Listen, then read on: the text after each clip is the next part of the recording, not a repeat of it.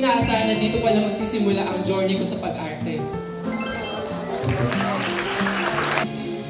Nakaka-inspired yung mga students talagang. Ano sasabihin ko? Favorite teacher kita? Yes! Saan?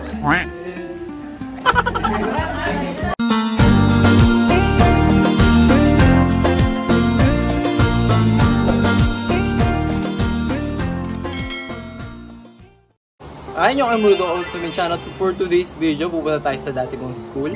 So na-invite tayo as guest speaker. So magmo-motivational speak tayo. Sana ma-motivate ko sila. Commercials and 2 print ads. Some of his projects include well-known brands such as Maggie Curry, San Miguel Beer, Saridon, Pure Foods, Smart Sea, Meralco, Red Ribbon, 555 Tuna, Surf, Grab Food, Meta, Dito Telecom, Silka, Angel All-Purpose Film, Move It, League of Legends, Forest Lake, Shoeless, and more. He has also worked with some of the country's biggest stars like Marian Rivera, Ding Dong Dantes, Coco Martin, Ivana Alawi, Drew Arellano, Iya Villania, and Sue Ramirez. Despite all this success, he remains humble, grounded, and proud of his roots. Today, he comes home, not just to reminisce, but to give back, to uplift, and to inspire us with his story. Now, may I kindly ask everyone here, our dear students, our respective school officials and teachers, proud parents, to join me in giving a warm and loud welcome to our guest speaker, Mr. Rodolfo A. Villaseñor Jr.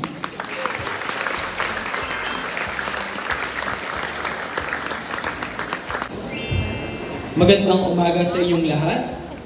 Unang-una, congratulations sa lahat ng completers, sa inyong mga magulang, at sa ating mga butihing guro at punong guro na walang sawang gumabay sa inyo. Ako si Rudolph Villaseñor, at gaya nyo, isa din ako estudyante dito, taong 2015. Simpleng estudyante lang ako, mediocre kumbaga. Hindi honor student, hindi laging nasa spotlight. Pero isa akong editorial cartoonist sa journalism team. Sa tulong din ng aking mga advisors at subject teachers from year 1 to 4, doon ko natutunang lumaban at magpursige. Noon, hindi ko in-expect na makakapag-college ako. Wala kaming sapat na pera, lalo na noong nawala ang papa ko. Siya ang bumubuhay sa amin noon at kailangan na namin ng pagkakakitaan. Saludo ako sa aking ina dahil nagpakatatag siya sa amin. Kaya pagkatapos ko magtapos dito, nagtrabaho agad ako, naging sales boy ng mga damit, naging computer shop assistant, hanggang sa natuto ko mag-photoshop at naging graphic artist. Pangarap ko noon maging police, maging artista, o kaya maging animator sa Disney or DreamWorks. Pero napunta ako sa pagiging graphic artist sa loob ng halos 10 taon. Pero dumating sa point na pakiramdam ko parang may kulang. 2020, pandemic, doon ko naisipan gumawa ng YouTube channel dahil lockdown, bawal lumabas. Gumawa ako ng mga skits tungkol sa love life, paano mapansin ni crush, iba't ibang uri ng kapitbahay, kapatid. Hindi ko inaasahan na dito pala magsisimula ang journey ko sa pag-arte. Noong 2023, sinubukan ko maghanap ng sideline sa tulong ng social media. Nag-audition ako sa mga modeling, nag-casting, and guess what? Ang dami kong rejection. Pero hindi ako sumuko. Hanggang sa isang araw, natanggap ako sa isang 552 na commercial kasama si Ivana Alawi. Doon nagsimula ang sunod-sunod na project ko. At hindi lang yon, nagkaroon ako ng billboard kasama si Coco Martin.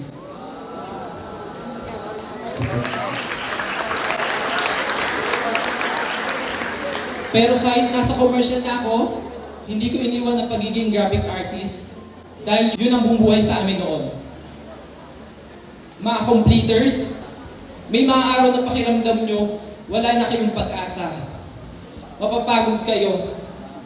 Mawawalan kayo ng gana. Pero gusto kong tandaan nyo to. Trust God, trust yourself, and trust the process of your own growth. Huwag kayong matakot mag-explore. Try everything. Huwag niyong hayaan na ang takot o duda ang magdikta ng future niyo. At higit sa lahat, be consistent. Kasi naniniwala ko, the table will always turn.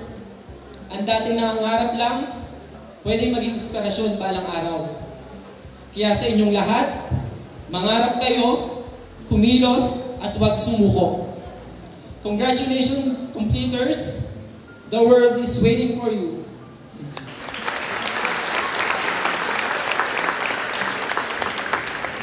Thank you very much, sir, for that inspiring and very meaningful message.